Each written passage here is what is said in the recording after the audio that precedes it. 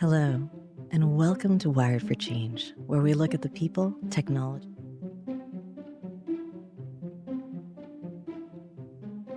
We all make mistakes. So if you have anybody, you in your podcast, or you hear someone talking, they say, well, let me tell you how I became super successful overnight, and I knew and I had a plan and it worked out perfectly. That person's lying. Yeah. Or the luckiest person in the world, Right. because it doesn't work that way for anybody. Absolutely critical to have dissenting voices. And one of the things when you're the leader you should worry about is you tend to wipe those people out. If you get rid of them, you're not doing yourself a favor. So you want to keep some around, even if they bother you. You want to keep some around, or you don't like them, or whatever, or what have you. There's a value in having that dissenting voice around, and normally make great on your nerves at times, but they play a role. Martin Scorsese gave me the permission because I read about him. He said, "Listen, I see a great scene in a movie, and I'll watch it over and over again." People say, "Why are you watching it? You've already seen it." And he goes, "Well, why are you listening to a great song you love? You've already heard that song." So when he said that, I said, "Yeah, okay, I'm all right. I'm okay to watch these scenes." And I have a lot of movies teed up at a scene I like, and if I go in and then go into Netflix or whatever, it's right there where we got stopped, and I'll watch that scene. A word here, a word of encouragement there, someone that believed in me when there was not much reason to. And that just gave you that little something. But yeah, I've had all of that and more. So,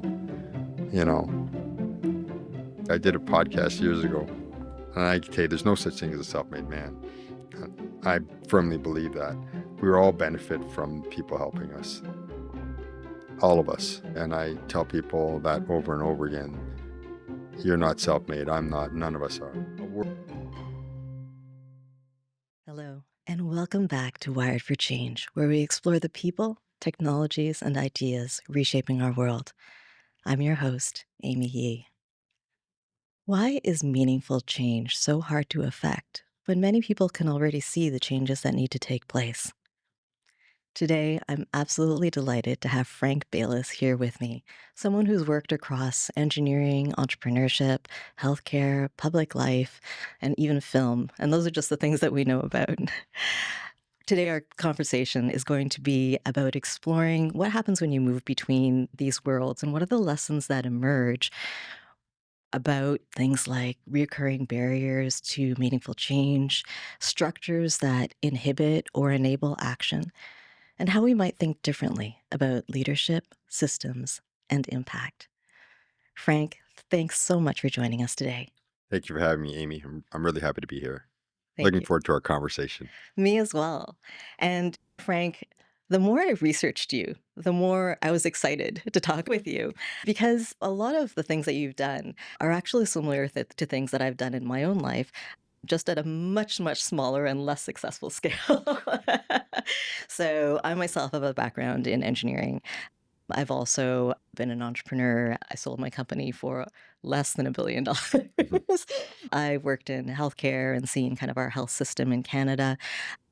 Not exactly public life, but I did run for a school board trustee when I Oh, was very a good. student to be the first student trustee that they had at the Ottawa Board of Education in Ottawa, and won a number of elections in order to get Oh, there. congratulations. Thank you. It was my first board ever. And then not exactly film, but I was an extra on a teen drama when Ah. teen soap operas first came out, and you can still find it on Amazon today.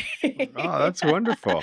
So, So there's parallels there were there. all these like Yeah, connecting yeah, dots absolutely. and I was fascinated by that. And I'm so interested in your lens on change and how that's been shaped by your life and career as well, and how you continue to affect change. So Mm. maybe for listeners who haven't done the research that I have, maybe you can tell us a little bit about your lens that you bring and how things have shaped you in your life. That's a big question, but first of all, when you talk, you said different scales. I'll tell you that this is something I have learned. It doesn't matter what scale you're on. Like I play tennis. I'm an okay. I'm not a great tennis player. I'm not terrible. I'm okay. But you watch tennis on TV, you see the most amazing players, but they're still playing the same game. Okay. Okay, they hit the ball faster. They're better. They're in better shape. They're younger. They're fitter. They have better eye hand. All that, but they're playing the same game. Mhm. And in the end, we're all playing the same game. We're all in the one game of life.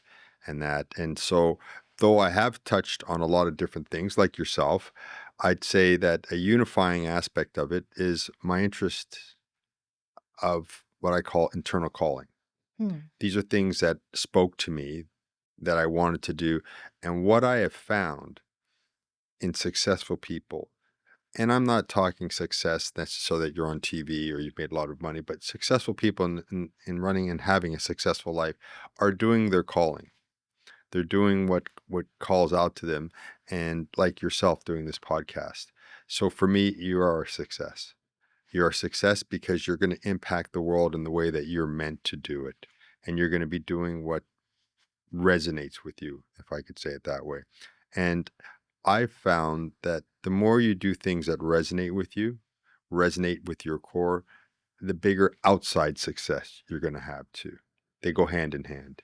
And when you find yourself chasing success for money or fame or whatever, and it doesn't really resonate with you, 9 times out of 10, it's not going to work.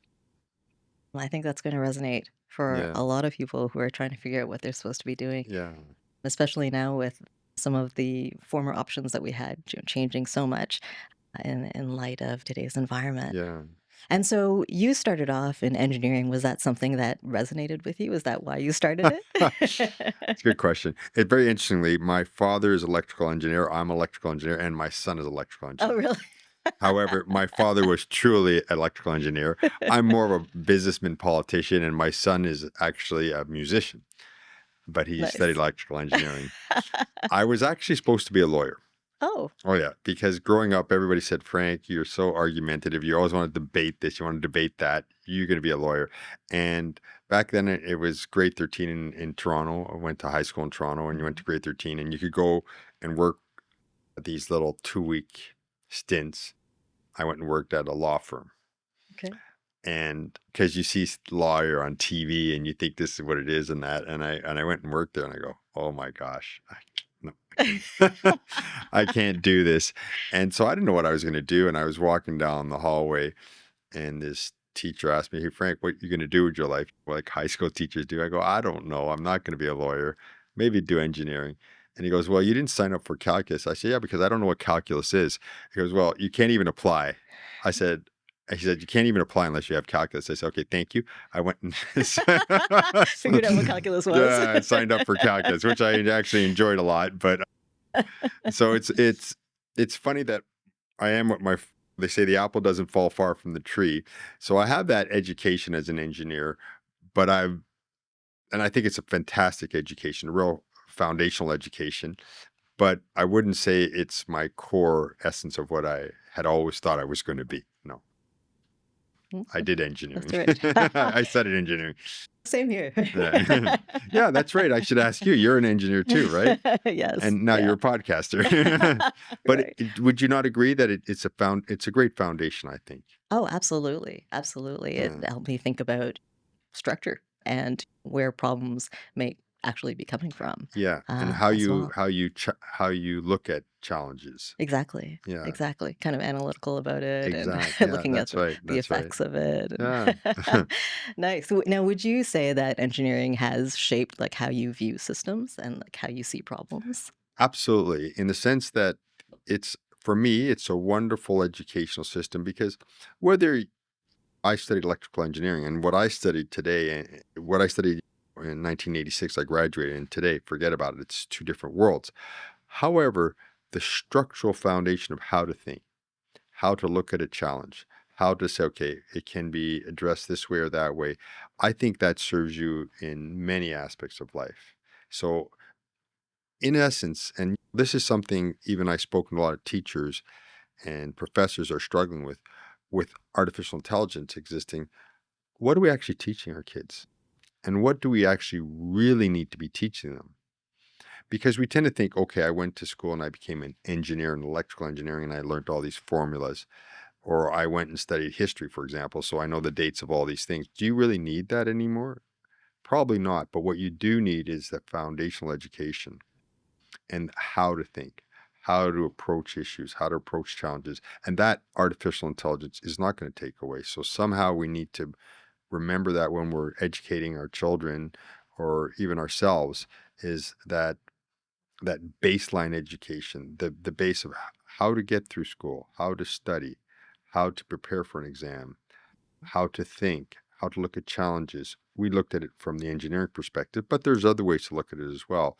But I think that there's still a huge role for it in our educational system, and I think it has served me very well in my life. Yeah, I would agree. I would agree. One of the other things that I took away from engineering was just how to work hard, right? I yeah, had those profs that would not accept a paper after yeah. 4 o'clock as a deadline, and it That was the this you discipline of so you that. actually learned discipline. You learned life skills, I did. not just yeah. What type of engineer are you? Electrical. Oh no. Another similarity. Okay, there's a lot going on here.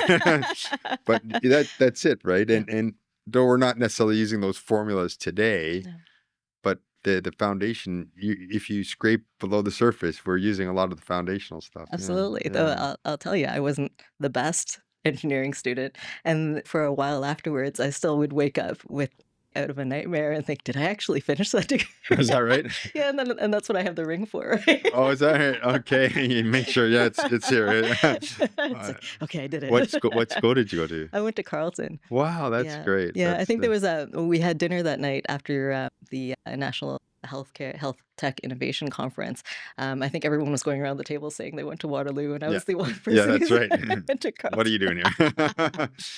No, but that's So, a great school, it is, Carleton yeah, yeah, too. I know it's a gr and my dad also went to Carleton, Is and he that right? did engineering as well, Oh and no, so I have a electrical son engineering. he did, systems engineering, Oh, wow. and so I have a son who'll be ready for school in a couple of years, so we'll see if Well, he my continues the father never pattern. told me what to do, and I never told my Mhm, son, but we mhm. just kind of landed there. But like I said, it's an excellent education, and you can't go wrong with it. No, That's I my think view of so, it. I Yeah. think so. And then entrepreneurship, and that started with your mother, I Yes, think, it as did. well, Yeah. right? Right? That's a yeah, a company that you're still the chair of today Yeah. as well. So I've always had this entrepreneurial spirit, and people ask me, "Are entrepreneurs born, or can you become one, or that is it innate or not?" I don't. It's a great philosophical question. I don't know, but for me, it was innate. Mhm. So from a young person, when I was a young guy, I always wanted to do a business. When we were in high school, I had a business with my friend B&B, Baylis and Brennan, or he might say Brennan and Baylis, but that's another argument, B&B. And we would do little carpentry jobs or painting jobs or fix it up jobs for our school teachers and that. And we tried to hire our classmates, and that didn't work out because they were not willing to take less. We went to school together in high school, and they're going, "We're not listening to you." Yeah, well, we're the boss. But nonetheless, I always had that bug. And then when I was at the university, I met my partner, Chris Shaw, and he too had the same interest. And so we were very committed to becoming entrepreneurs. This was something that was always in my mind. And then when I graduated, my mom had already started this company called Baylis Medical, and she was importing and reselling medical products. And so I graduated in 86. What we did back then is we went to Europe. That was far away. Today, people go around the world. But Mhm. I went traveling and I really enjoyed it. And I came back in 1987. I said to my mom, "Hey, listen, mom, you've got this small business in the house. Can I join you? We'll make a real go of it." And you had to know my mother. She goes, "No, you don't know anything." She goes, "You have to go get a job for 2 years and then come and see me." And this was great advice. So I went and got a job with Laborie Medical, Mr. Laborie, and it was in the medical field because I knew that I had an interest to join my mother. And I worked there for 2 years. Oh, And I can tell you, they treated me very well. I had a company car, I had an office, I had 7 people reporting to me. And I would stand at the window staring out, and I felt like I was in jail. I really? just had this drive, this interest to go out and do my own thing. And that's something that was just inside of me. Okay, okay. And it just called to me. And I literally left to get no salary Mm, with my mother and that. But it was what was calling to me at the time. mhm. And I followed that internal drive, if I could say that. So for me, entrepreneurship is something that came from inside. It wasn't I had to do it because I lost my job or I was my mother really wanted me to join or anything like that. It was just something that I wanted to do. And luckily, she had already had an embryonic business, so I didn't start from zero. You've got that saying 0 to 1 and 1 to 100, and a lot of times 0 to 1 is much harder than 1 to 100. So I Mhm. arrived. My mom was already past the one. was Okay. small, but she Mhm. had a foundation that we could build upon. Nice, Yeah, nice. so I was lucky like that. That's great. That's Yeah. great. And was she a demanding boss?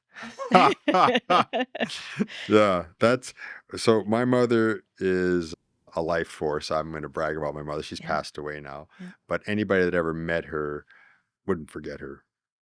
Would always she touched so many lives. She had this unique ability. She was a nurse.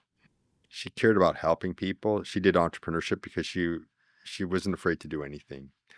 And she the impact that she had was something special. When you have a family business, it's not easy. It's Mhm. not easy Right. because it's your mom and then your business partner.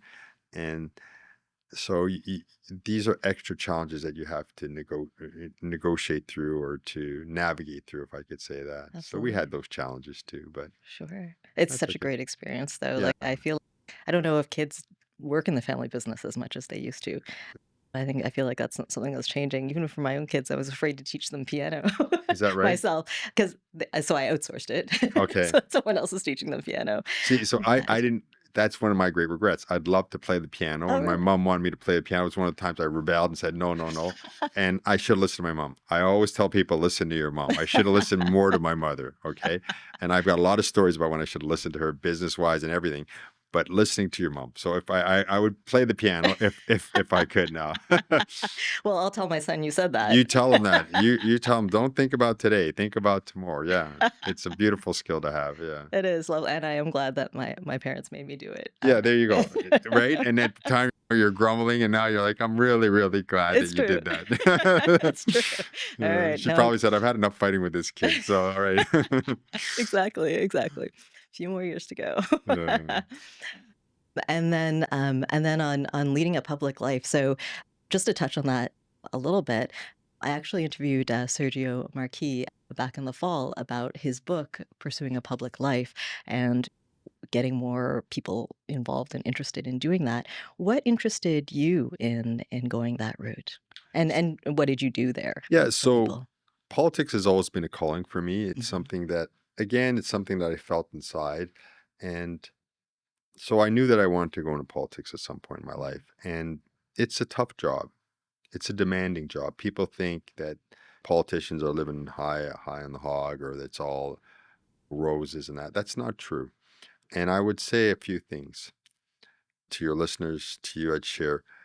I've found that 85, 90% of people in politics are very good people. And they want to do good for their city politics or provincial or federal. They want to do good for their country or their province or their town. And they're really committed. And we actually agree as people on 90% of everything. So I give example. If I was a liberal, but if I say we're all liberals, we want to help senior citizens. Well, conservatives say we want to help senior citizens. NDP, we want to help. Everybody wants to help seniors. So, well, I say we also want to help students. So, well, we want to help students. And then they say, well, we want to help families. So, yeah, everybody wants to help seniors. Everybody wants to help students. Everybody wants to help families. Everybody wants good health care. Everybody wants a clean environment. We all want the same things.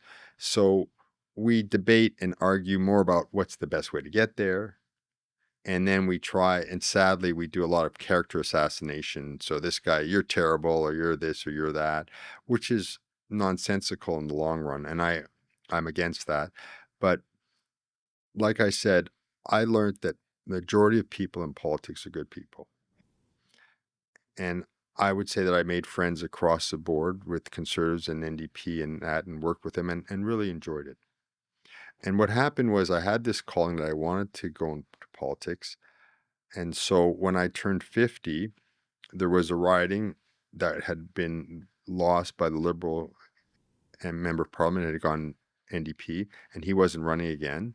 And my children had left the house mhm, because it's people think it's easy. No, it's very demanding on your family time because you're always going to things on the weekends and the evenings. So I mhm, didn't want to do it when I had young children. There's people that do it, and I take my hat off to them. They do it with young children, but I didn't want to do that. mhm. So when I turned 50, there was this opportunity, the riding, and I said, okay, this is my chance. Life is about timing, good timing, and so I'm going to go for it.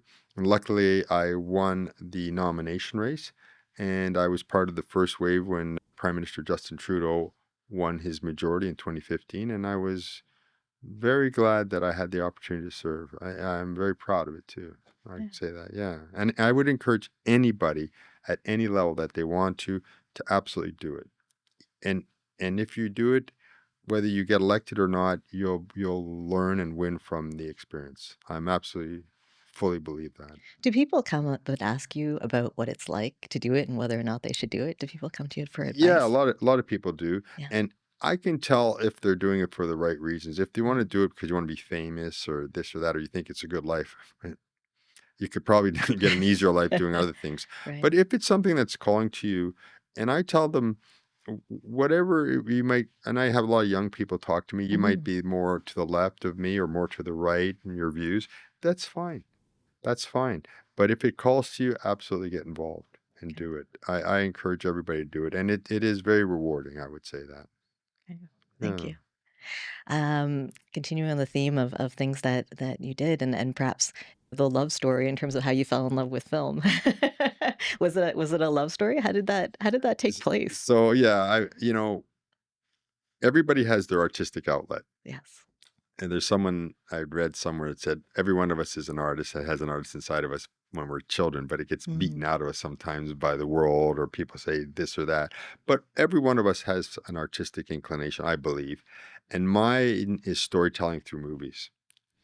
And so I met up with my co-producer, who's an actor, full-time actor and screenwriter, and made a few short films, got in a couple festivals, and then we decided, okay, let's try and make our first feature. And we've made 3 features, and we're working on the fourth one as we speak.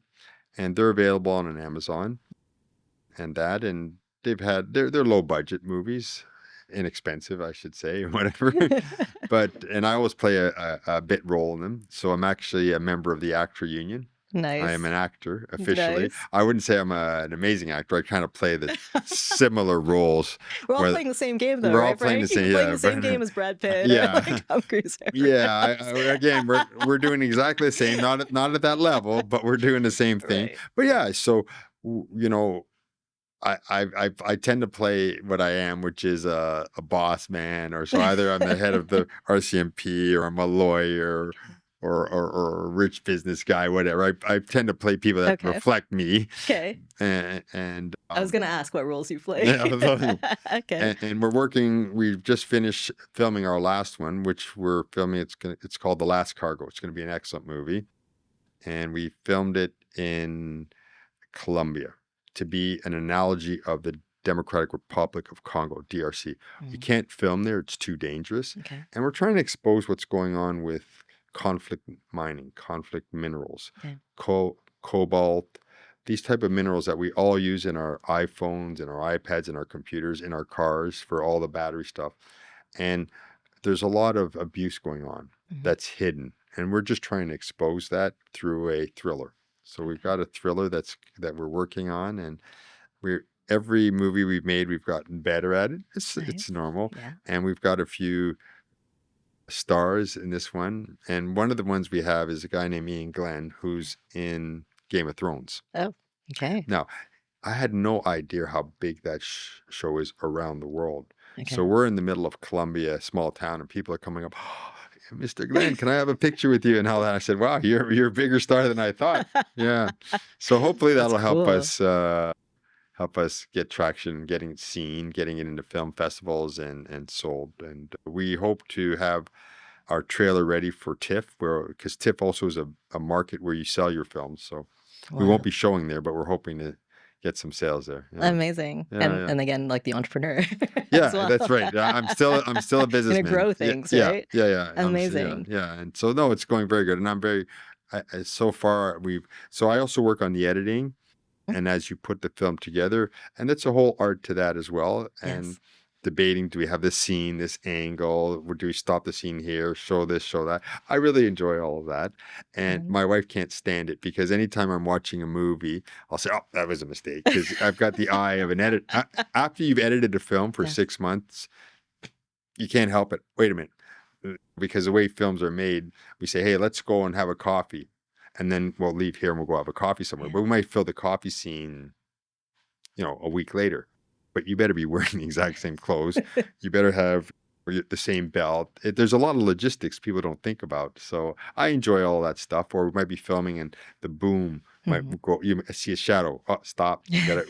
No good. So it's very interesting like that too, and how to create a story out of that way. So I really enjoy that. Yeah. Absolutely. Even with the podcast, I can lose hours and days just editing it the way I want, and Yeah, there's a lot to it. Now, I'm curious, when you watch a movie, do you see all everything else in your mind? Do you see the microphones and the crews and where they must be and all it that sort of depends. stuff? It depends now if the movie's engrossed, if I'm engrossed in the movie or not. Okay. So if I come into a movie, I'm in there and I'm living like we all are. We're living. And Yes. the other ones, this is a movie business, right? So other ones, you don't like the character, you don't care.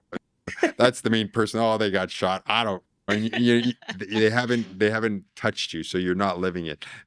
So I will watch a movie like that. The other thing, and this drives my wife crazy, if I see a great scene, I'll Mhm. watch it over and over again. She goes, Mhm. "Don't you stop the film." She goes, I go, "Wow, that was amazing with the music and the cinematography. The right cinematography, Yes. the beauty of it."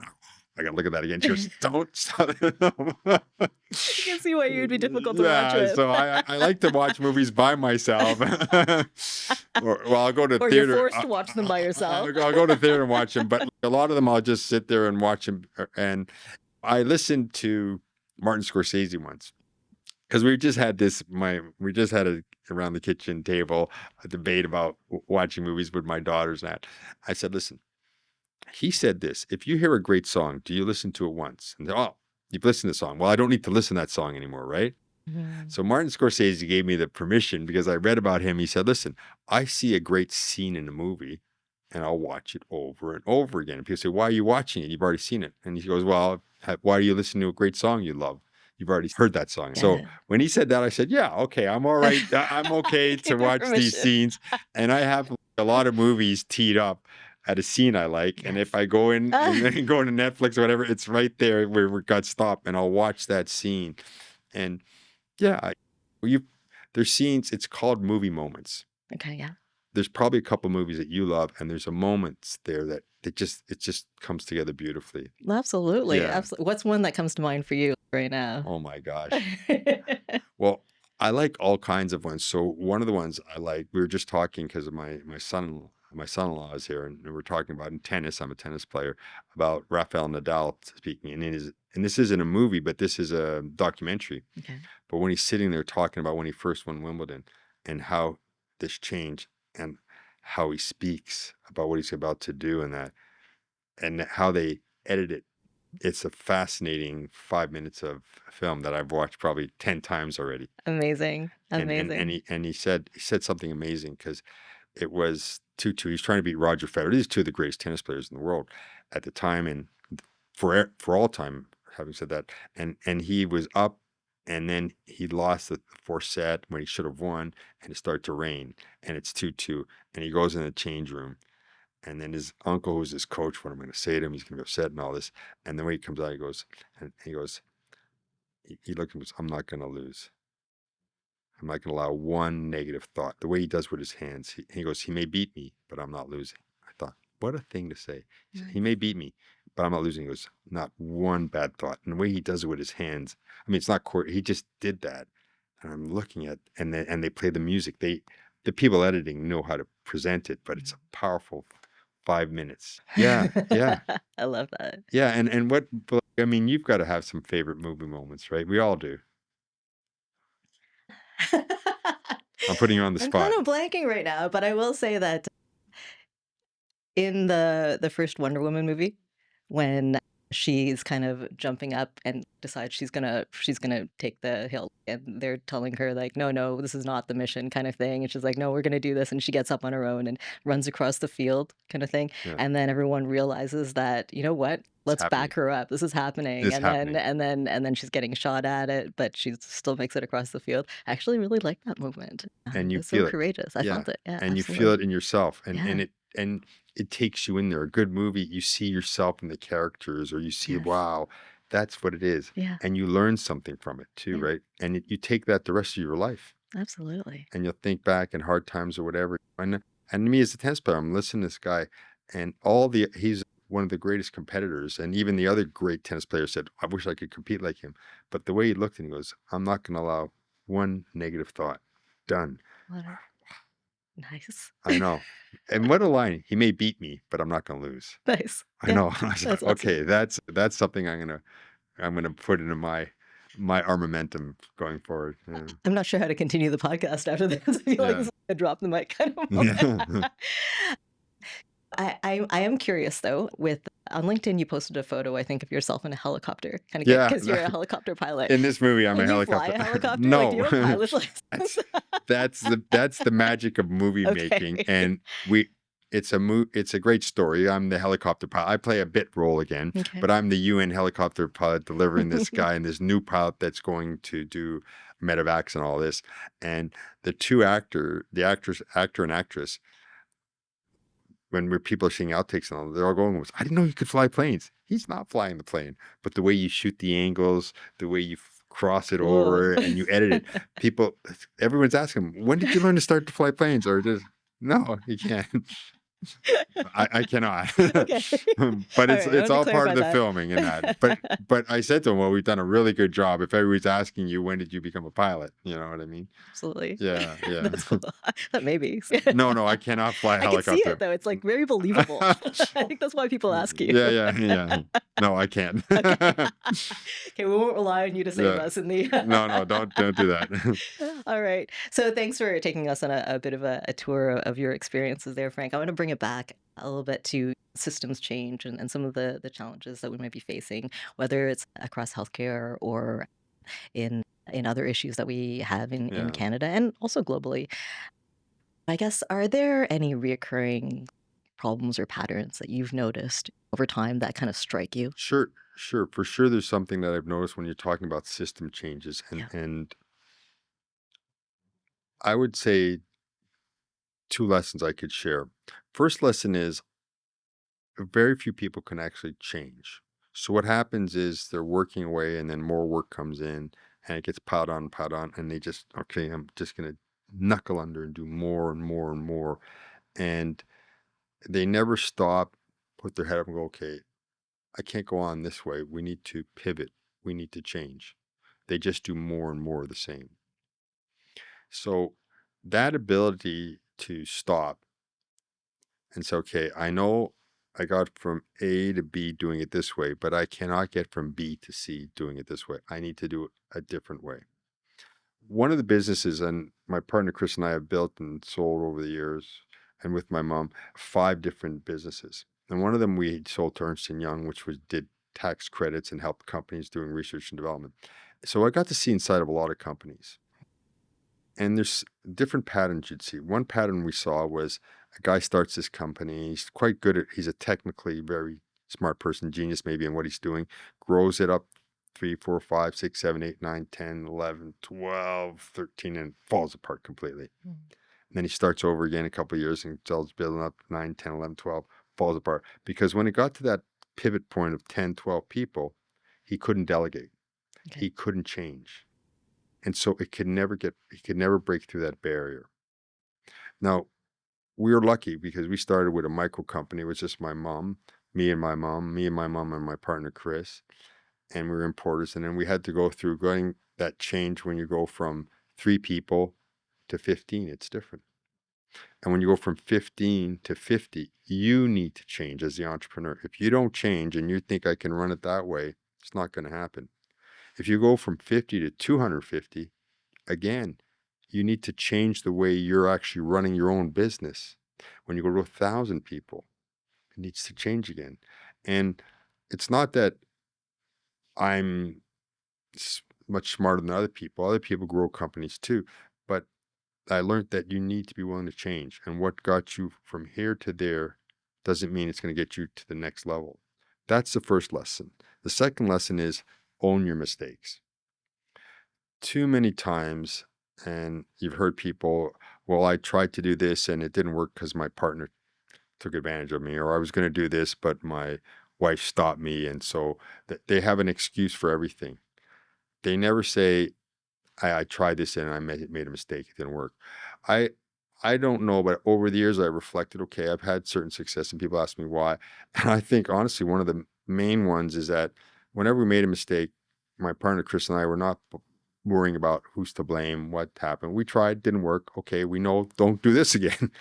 We learned from it and we moved on. And we didn't spend a lot of time trying to apportion blame or say excuses of why it didn't work or whatever. We just said, okay, it's not working this way.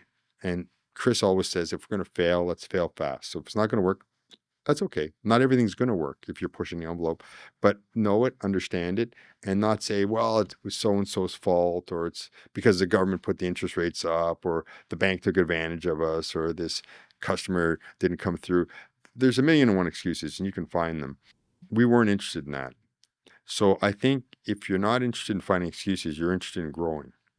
And as I said, to grow a business, you as a person need to grow.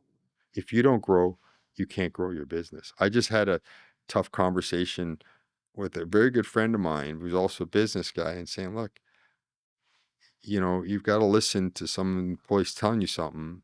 You better listen because I kind of agree with that person. And not to criticize you or not, but unless you can change your approach, you're limited at this size. You're limited. So those two things, understanding that you need to change, and then the only way you can change is to learn from your mistakes. And we all make mistakes. So if you have anybody, you're in your podcast, or you hear someone talking, they say, well, let me tell you how I became super successful overnight, and I knew and I had a plan and it worked out perfectly.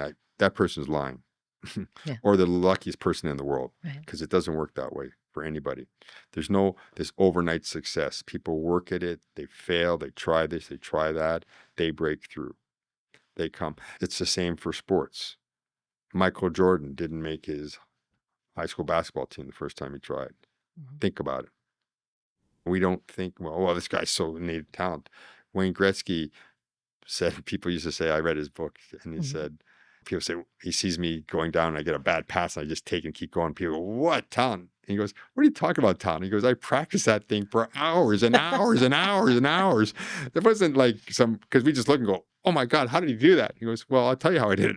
He calls it Wally given talent. Wally was the name of his father because his father would give him bad passes over and over again Really? so he could do it. Ah. And we look and go, wow, that's amazing. Yeah, but that was earned. That was earned. And you earn it. And so many times he probably didn't take that bad pass, but he got better and better at it. And instead of worrying, okay, you gave me a bad pass, he said, I can take a bad pass and keep going. And you're going to get bad passes in life. It's going to happen.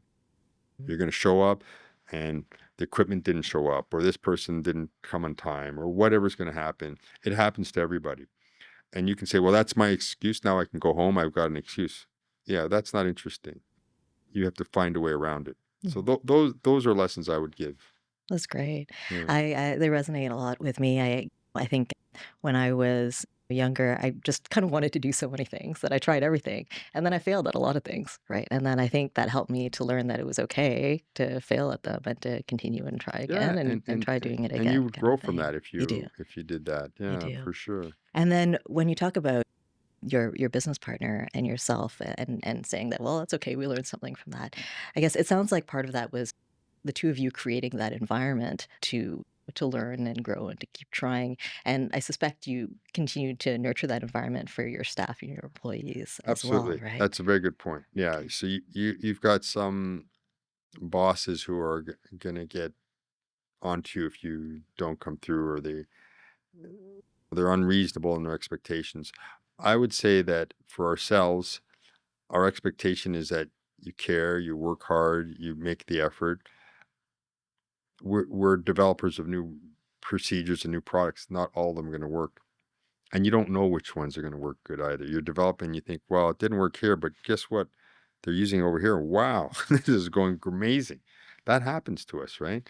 So we pivot, that ability to pivot and follow the market and that. And we've been blessed also to have great employees. And what tends, a couple lessons in employees in that.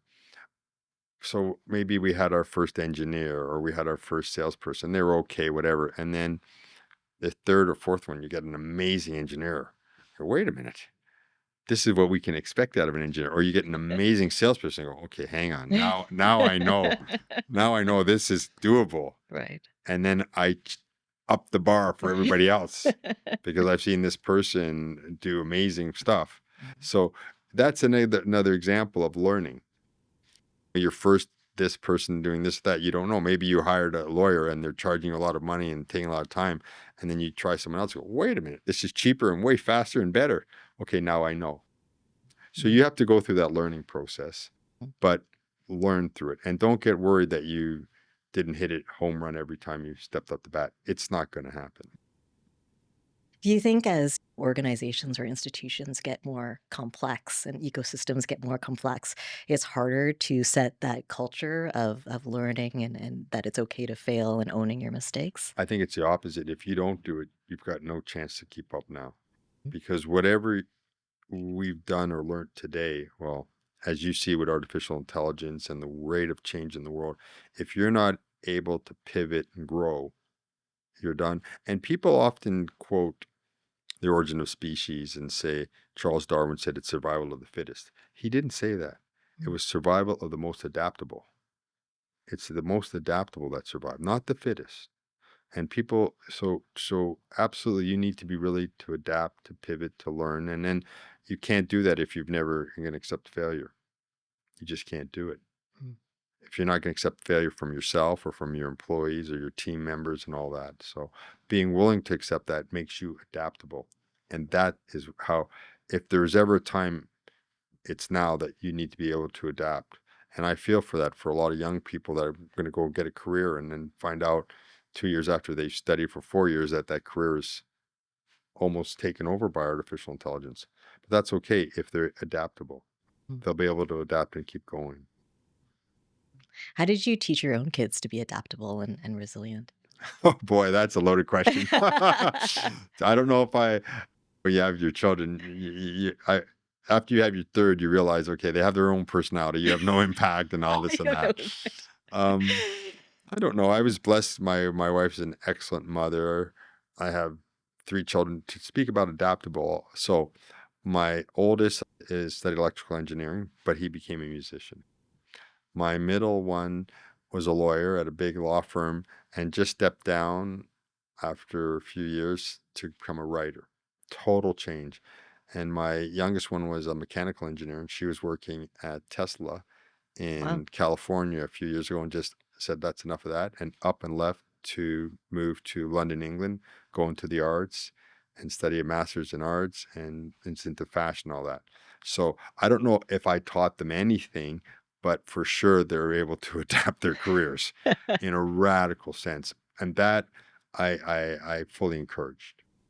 That part I said, so I don't know if that they would have done it anyways or without me, but I said, absolutely. You live once, and when it comes to music, we all listen to music, so we need musicians. We all read books or read stories, so we need that, and we all have passion in one way or another. So all of those things are valid careers. They're totally different than what you studied, but absolutely try them, adapt, and go Mhm. on.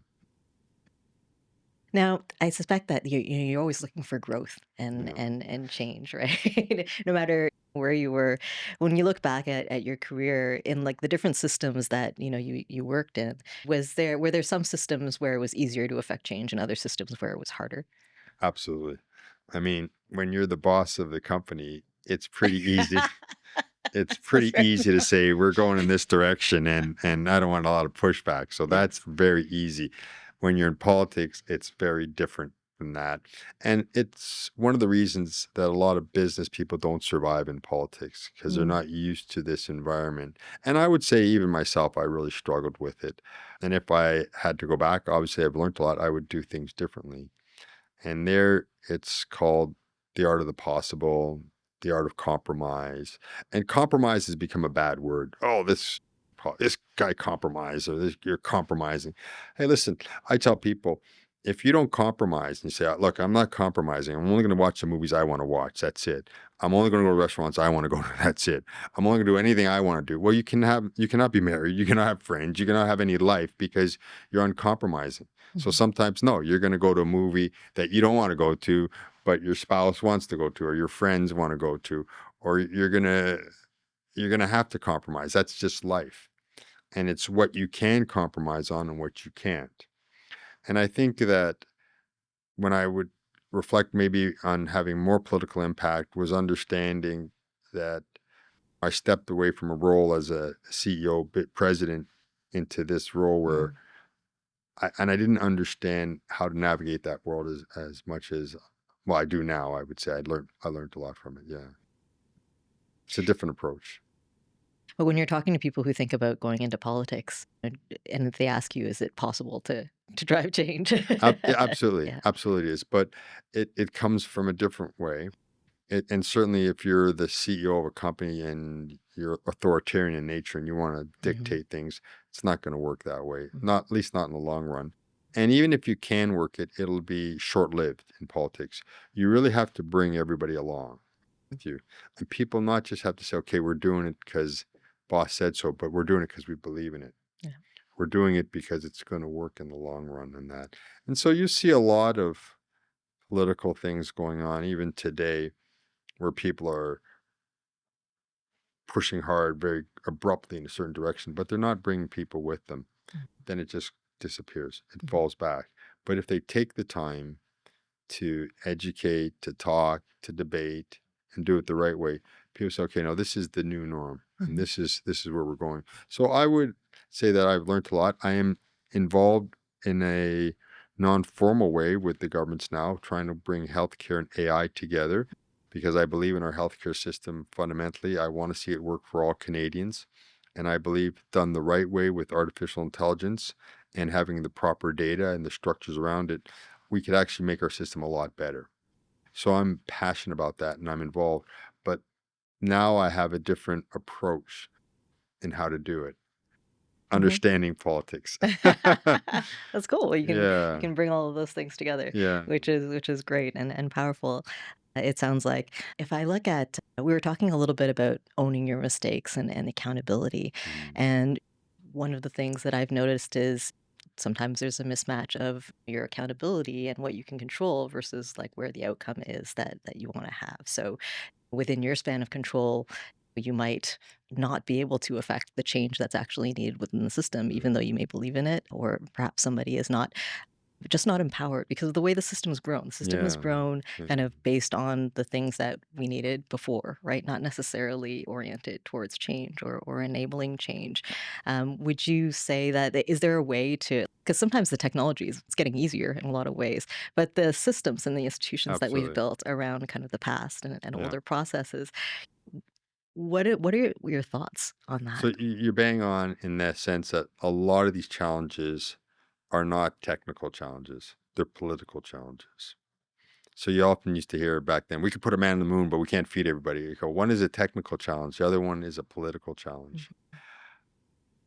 And for sure, one of the greatest forms of stress is having responsibility for something and not the you're accountable for something, but you don't have the tools to get that something done. That's right. So it's highly frustrating and a source of great stress.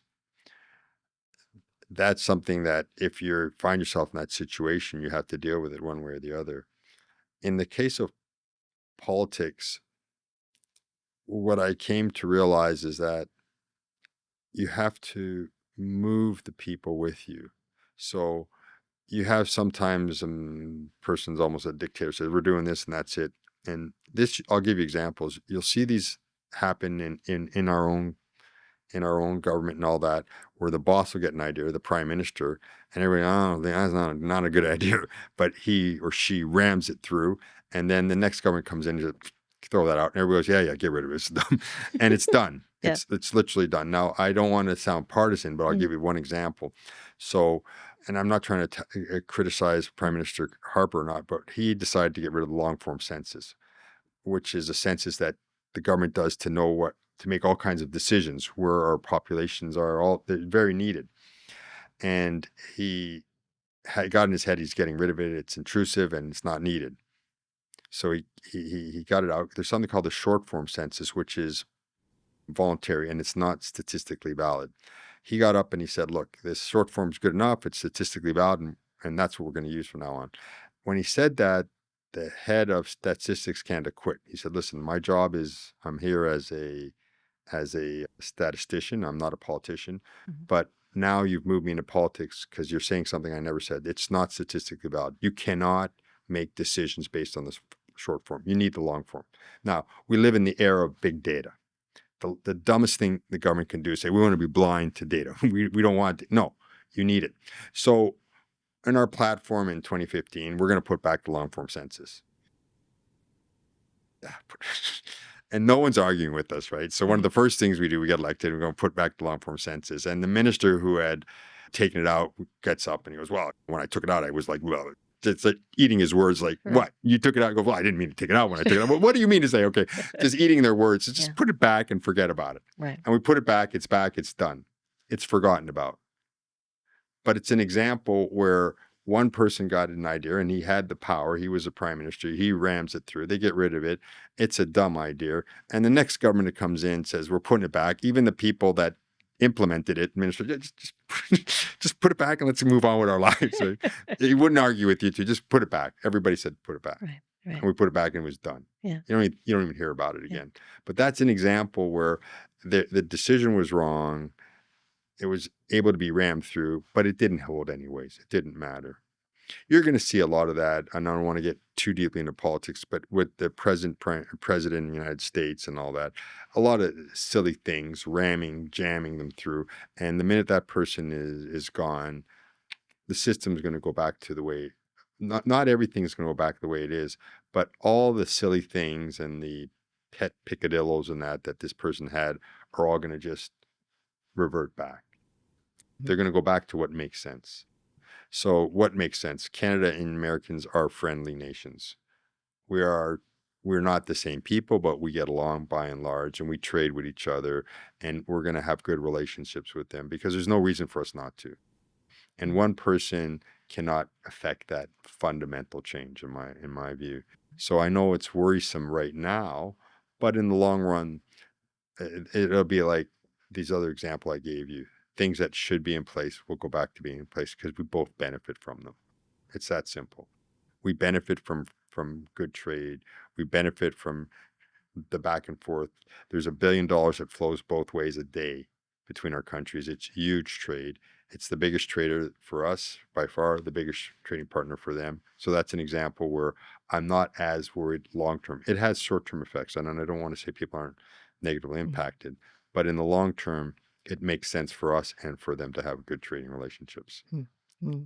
Would you say that there's an idea of critical mass, whether it's critical mass of people who understand something and believe it, or it's critical mass of investment and flow through of dollars and in business that is a thing, and you can try to ram things through, but if you don't have critical mass Yeah, of something, then it's very hard to yeah, affect change. you're right on there. I would say that the people that support you, critical mass of people that support you, or that want to go in this direction, or that believe it's the right direction, that impacts your ability or not in the long run. But you won't hear many politicians get up and what I just talked about and say, okay, we tried that. That was my idea, it was a mistake.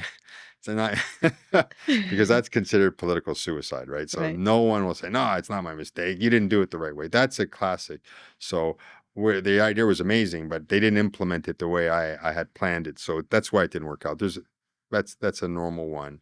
A good example of this, and again, getting into politics, is Brexit. The Brexit was a terrible idea, and the economy of the UK has suffered tremendously. It used to be 80% GDP of Germany, which makes sense population wise. Now it's gone down to 60%. They're hurting. And you see phenomenal turnover in the number of prime ministers, all the political instability that comes with this deteriorating economic situation. But no one would get up and say it was like that was an espousing it, would say it was a bad idea. They say, no, they just didn't do it the right way, or well, this happened, or COVID happened, and that's why it went bad. Well, COVID happened around the world. It was a bad idea, but that's missing in our politics to say, yeah, it was a bad idea. We tried it, but we can go back. We can fix it. So I'm a big believer in that. And I know that in politics, if you say that, whatever you said 15 years ago, 25 years ago, you said this, now you've changed your mind or you've compromised. Oh my God, what's happened? Yeah, I changed my mind. I got new information or I compromised. Yeah, I want to get along with people. So absolutely, I when I look at what's going on in the world, I think you're able to. There's an old saying: you're able to fool some of the people some of the time, but you can't fool all the people all the time. And so these things will revert back Mhm. at some Mhm. point, one way or the other.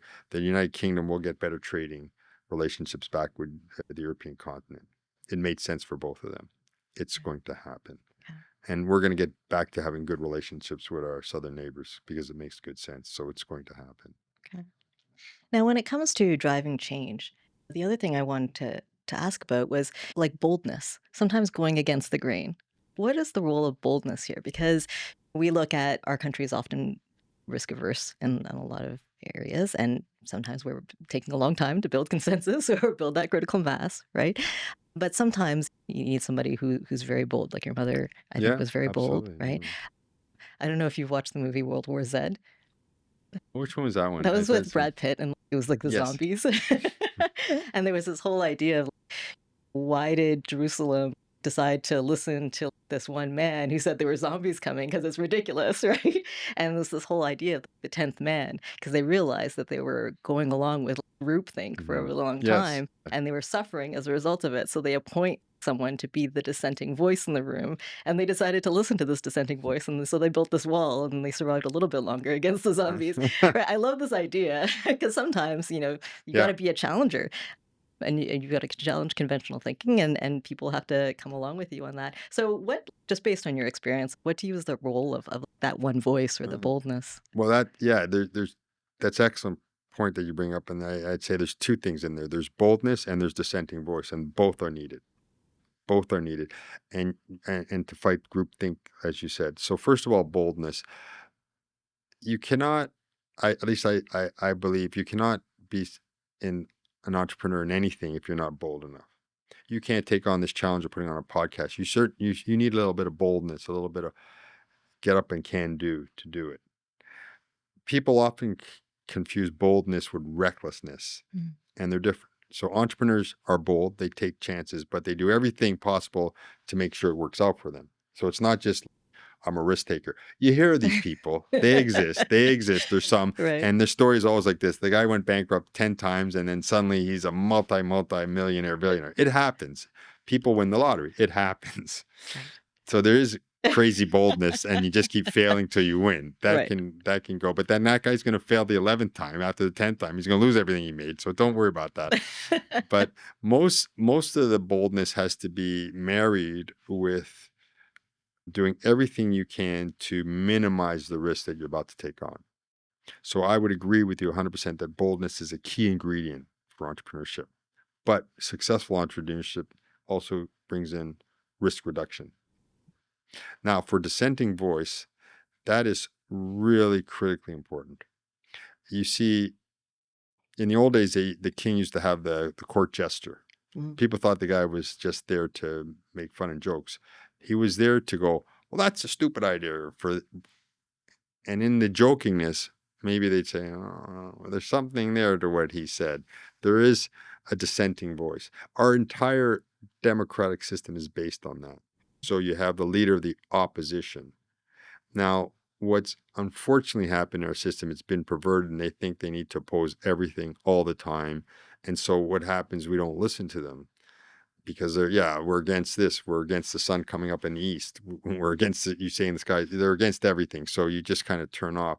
But in a well-run system, they'd say, hey, we're against this for these reasons. And we'd have to go, okay, is that a good reason? They would be the dissenting voice. So if we could get back to a bit more of having them play that role, the opposition in our democracy would be exactly that. They Mhm. would be the dissenting voice in an intelligent way that would force us to say, no, this is going to work out, or no, I agree with you. Or they could have said, like I told you, and yeah, you're right. Okay, we're going to change. So I think absolutely critical to have dissenting voices. And one of the things when you're the leader, you should worry about is you tend to wipe those people out. If you get rid of them, you're Mm. not doing yourself a favor. So you want to keep some around, even if they bother you. You want to keep some around, or you don't like them, or whatever, or what have you. There's a value in having that dissenting voice around, and normally make great on your nerves at times, but they play a role. Have you kept dissenting voices I around in your have. business life too? I have kept some around, and people said, "Why do you keep this guy around?" I can't really say why, but there's But that's why. there's there's method to that madness. Yes, Right, yeah. right. Just the right amount Yeah, though, just the right? Like yeah, not overdo it, but yeah, you absolutely, and then you need to at least, if you can't intellectually overcome their arguments, then you should really think about it. It's okay. If you can't say I've heard what you said and I'm okay because of this, this, and this, but if you say I don't want to hear what you're saying, that's a different thing. So you better be willing to listen to those dissenting voices. Doesn't mean you have to agree with them, but you should hear them out. Okay, okay. I wanna go back to AI and healthcare a little bit, and it's a complex and challenging ecosystem that's been built up. When you look at it as an engineer, are there things that you think we should look at re-engineering for AI to help get us to the solutions that we need to get Mm, to? absolutely, absolutely, and that's like I tell people, the system was designed in the 1960s around what we call acute care, which meant, hey, I just got hit by a bus. Okay, no problem. We're going to bring you in this building. We've got a cardiologist that's going to sew you back up your heart, going to look at your heart, or we got an orthopedic surgeon that's going to fix your bones. We're going to put you up, put you back out. Back then, we didn't have a lot of chronic disease. We had acute challenges, not chronic. So what does that mean? Back then, you smoked, okay, you got a heart attack, you're dead. You got cancer, okay, you're dead. You had diabetes. Today, you have lung cancer, you have a cancer, well, we can keep you alive. You've got heart disease, you've got diabetes. You can have a life of 20, 25 years after that. But we're still using the old system, the acute care hospital, to manage these chronic care patients, and it's breaking down. It's not just happening in Canada, it's happening all over the Western world, where in the 60s, the systems were put in place for a very young generation. It was the baby boomers were very young then. There weren't a lot of older people, and you didn't live to be older. I'll give you an example. I started off, one of the fields we were in was pediatric congenital specialists and heart specialists. So these are pediatric children, congenital, born with heart defects. There's no adult congenital cardiologists because they tended to die around 2021. So the pediatrics said, well, I'll just follow this patient till they pass away. Well, today we have adult congenital cardiologists, a whole new specialty, because we're able to keep these people alive and have them have a productive life. But the needs have to be re-engineered in the system because we're using a hammer when we need to use a screwdriver. And what we say is, we're trying to put in the screwdriver, and everyone goes, can you just get a bigger hammer? Can you just really whack that screw? And we all know it's not money. So when the government gets up and says we're going to put another billions of dollars into healthcare, no one goes, okay, thank God we're finally fixed. We all get that sinking feeling. Yeah, it's just more wasted money, because we all know or inherently feel that the system needs to be re-engineered, and it's not a money problem. In fact, we could probably save money if we re-engineer it the right way. Yes. And that's what brought me to AI in healthcare, and it starts with data, because I realized that so many governments come in and they make changes to the healthcare system, and they all want a healthcare system Yeah. that works. And they're all struggling, every provincial government, with the fact that it's over 45% of their entire budget and growing faster than anything else, Yes. healthcare. So they know that they need to deal with it, but they don't actually have the real data. And when I realized that, I said, okay, it starts first of all with collaging our data, getting it together, and then using artificial intelligence to mine it, to tell us, okay, if you put $2 here, way over here, you're going to save 200. Why don't we do that? But what happens now is someone goes, put $2 here. And he goes, well, look, I don't care what happens over there. Mhm. I'm already short $3, so I ain't got $2 to give you, and it's not my problem. And so the And they have people, other priorities, yeah, and there's and the patient people care and making all kinds of decisions on the things. big sense, the Yeah. political class, they're blind to it, and they don't know. You might be an amazing, you know, contract lawyer, and suddenly you're the Minister of Health. Well, I don't know. What do I know about health? Well, this is what I'm told. Okay, let's do this. Let's try this. But they're not dumb people. They just don't have the information to make what I think are intelligent decisions. And we can't mine the data because it's not brought together. So when I looked at this, I said, to effectuate the change properly, to go from this acute care to this chronic care management system, it's not building more hospitals. And another example, it's not like we need bigger emergency rooms because we all know you can't get a doctor. What do they tell you to do? Go, where to go? Go to emergency. Well, I have a cold. I don't want to go to the emergency room. Yeah, you don't even want to go. Mhm. But you go, oh God, no, I don't, don't make me go there. I don't want to sit for 6 hours and get sick or whatever. But that's so, and then we go, "Oh, we got to build bigger emergency rooms." No, no, no. We'd have to tell these people, you don't go to the emergency. Maybe you need to go to just see the pharmacist. So we can say to pharmacists, it's called scope of practice. They're trained to do this much. We allow them to do this much. Well, Mhm. why don't we allow them to prescribe certain things, do so, and you're seeing that happen right now. So Yes. people are waking up to this, but we have all this stuff that we can put to work and layer AI on top of it. Mhm. And if we do that, I think our system can continue to be a source of pride for Canadians, looking after all Canadians. It's struggling today, but it needs to be re-engineered, and it needs to be re-engineered based on information and data. But I'm absolutely convinced it's going to happen. And I'd say, so let's get it done sooner rather than later. And let's be world leaders in it. Amazing. And so, do you think that it's by doing many kind of smaller projects to show what's possible, or do you think it's like a like re-engineering the foundation? Yeah, that's a good question. So I think there's a bit of both that needs to go on, but I'm a firm believer from the bottom up because we don't have enough data to make top down decisions, even if we could. But I believe what happens, they say one of the problems in Canada is we're a world of pilot programs. We do it, yeah, we're great. Now close it. No, no. Let's now expand that. And I think that the population has changed too. The average person understands, okay, it doesn't make sense. Why can't, if I go to this hospital, that other hospital, get my MRI? Why do I need to get a second MRI? Doesn't make and you don't have to be a data genius to go, can't they? Right. So people are waking up to that. So that's going to change. And the population is going to start. And remember, we talked earlier about moving the population with you. So they're all with us now. So when we go, when you fax that prescription, is that the safest way? I'm not Yeah. sure that faxing my prescription makes me feel safe with I've seen his handwriting in my doctor or her handwriting's terrible, Right. right? Yeah. I don't feel safer. I actually know it's not a good way. I think the average person's understood that now. Mhm. So if you're to come in and say we're going to modernize it, people say absolutely. And it's not something that the next person come in and say we're changing that, and everybody go yeah, put it back. They go no, we needed to modernize it. We want to modernize it, and if you make the right changes, they won't be taken away. Okay. So I believe that that will happen, and I'm trying to be part of that. Yeah.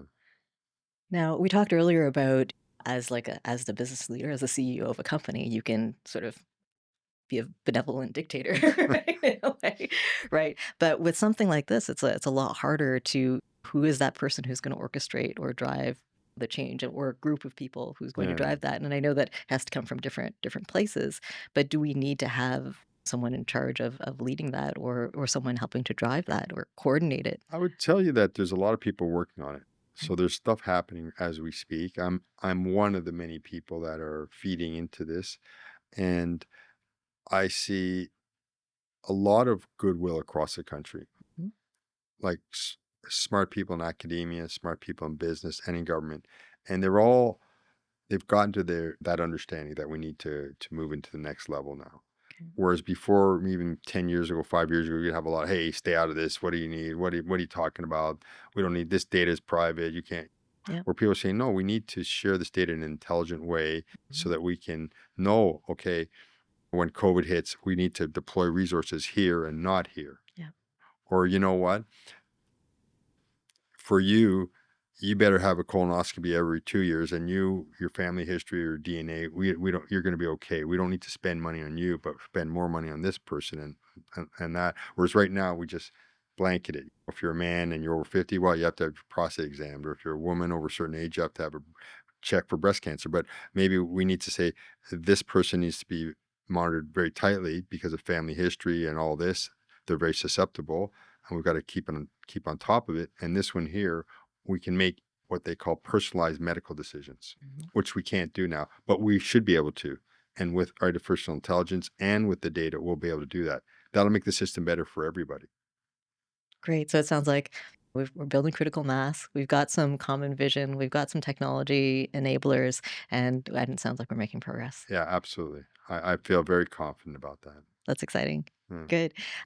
I'm gonna structural change in another sense to looking at the political kind of sense of things. You've talked about representation and structural change that's needed there. Can you talk a little bit about how you think that we can look at opportunities to drive meaningful change with respect to representation Representation in what area? within politics, for instance? Yeah. And I know So we're flipping back and forth no, a no, lot, no, but no, I no, no. think That's a good. It's a it's very good related. Yeah. question.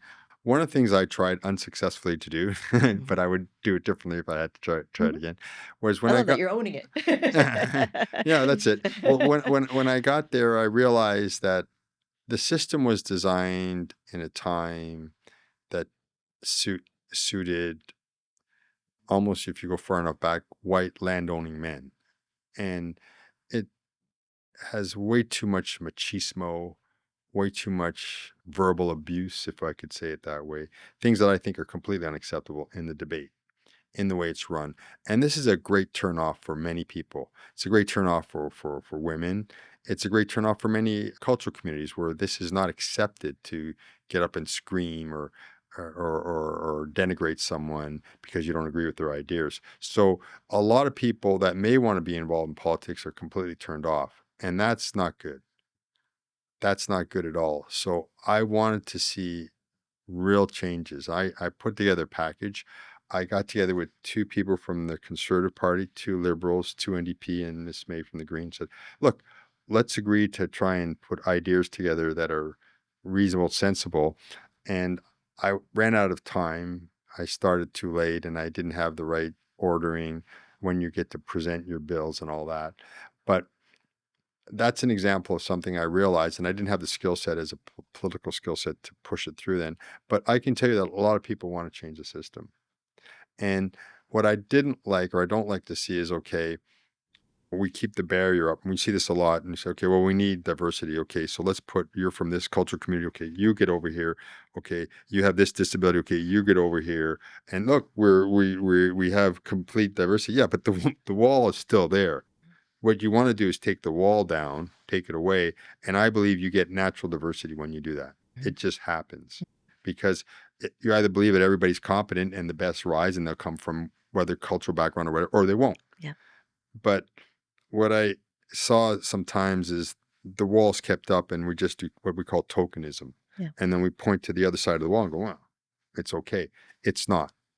It's not. And I would say the environment, at least in our House of Commons, needs to change. The discourse that as a society we find acceptable needs to change. Mhm. So right now, in many ways, people are not just allowed to say rude or ridiculous things, they're actually encouraged to because wow, you got on TV, you got this and that. Instead of being that's enough, we're not putting up with you because you're like this and we don't want you there. And I also we talked about movies and that. I also think I would have a conversation with Canadians say, if you want to be entertained, go to the movies. Don't need to be entertained by politics. You want someone intelligent, strong, smart people running your politics, and don't get your entertainment from there. Get your entertainment on TV or at sports or wherever else you like doing, go to a concert, whatever.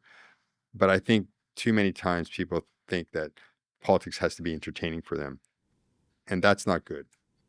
I think you don't want it to be entertaining. You want it. I'm not saying it's going to be boring, but you want it to be substantial. Yeah. That should be your primary thing, though. We're at work here. We're Yeah, trying to build a better that's it. country, right? We're at work here. Yeah, yeah. Right. I Um, appreciate that. Appreciate that.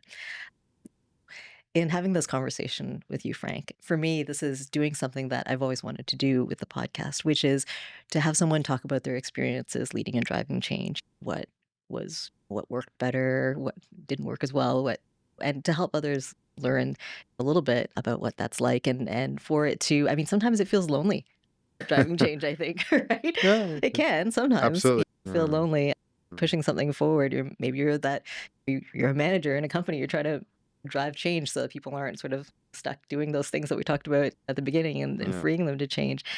So so I love that. So that's been amazing today. Thank you for that.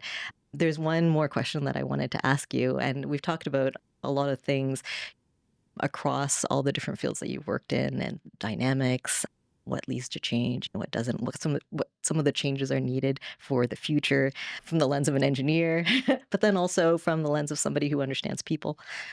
Not that engineers don't understand people. we Sometimes they do, won't touch that. sometimes they don't. We'll leave that for another day.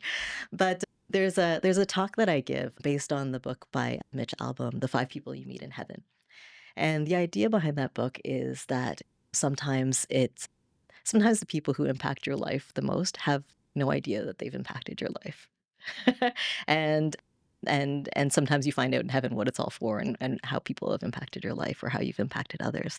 And so my question is there somebody who has no idea that they impacted your life, but they did in some way? Either maybe they inspired you, or they gave you a chance, or there's someone that you encountered in your day-to-day life, and maybe it was just a moment in time, but maybe they helped you think a different way about something or led you to make a decision.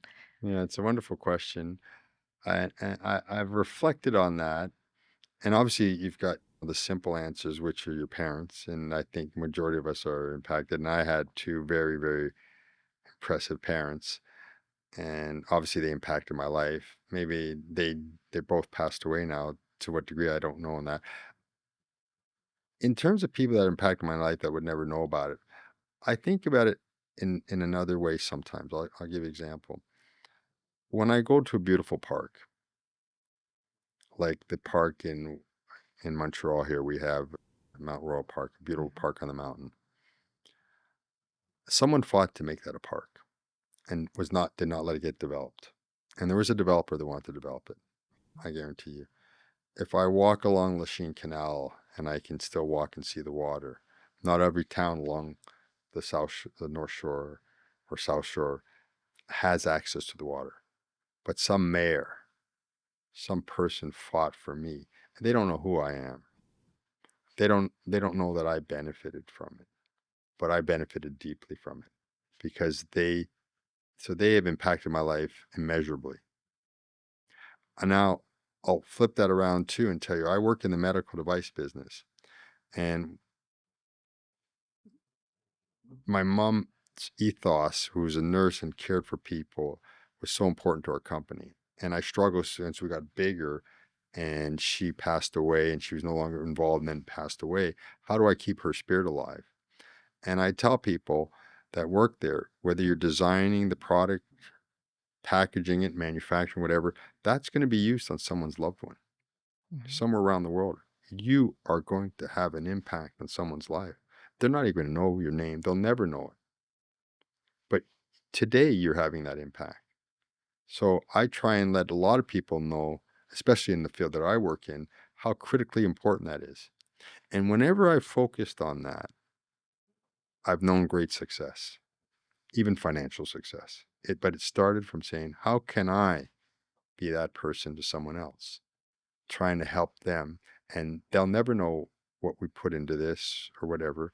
The, yeah, it's an issue that it's not just one or two people. There's so many people that have made my life better.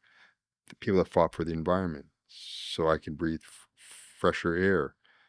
Like I said, people that made a park that me, my children, whoever can enjoy. And then I tell our people that work in our company, you have that same responsibility to do that. So I think about people fought for all kinds of rights, human rights that we all benefit from today, that we take for granted even. And you don't have to go far in history to say, like, whoa, this is how it used to be against people of different races, against women. Or we're not talking ancient history. We're talking our parents, or not even our grandparents that far back. So I'm keenly aware of so many people that have impacted my life. And I'm deeply, deeply grateful for it. I'm deeply grateful that they took the time to take on those challenges, those fights. And I hope that I can do some my way and that. And so I can't really point to one or two people, but I've had like family friends that were my uncles, but we're not necessarily my uncle, but a word here, a word of encouragement there, someone that believed in me when there was not much reason to. And that just gave you that little something. But yeah, I've had all of that and more. So, you know, I did a podcast years ago, and I can tell you there's no such thing as a self-made man. And I firmly believe that. we all benefit from people helping us, all of us. And I tell people that over and over again. You're not self-made. I'm not. None of us are. I love that. Thank you so much. Yeah. And it's a great reminder of the impact that we all have the power to Ab have today absolutely.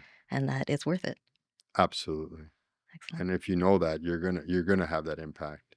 Something as simple as a smile can make a world of difference in someone's life, and you'll never know it. It's true. Yeah. It's true.